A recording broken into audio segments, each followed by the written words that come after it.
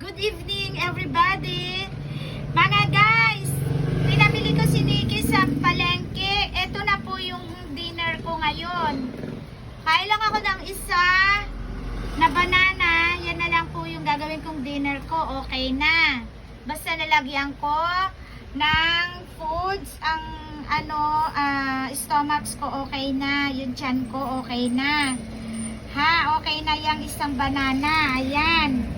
20 pesos lang to mga guys. Dami na. 2, 4, 6, 8, 10. 10 pieces. 20 pesos lang. Ang dami. Kayo dyan, nag-dinner na ba kayo mga guys? Ito ang dinner ko. Banana.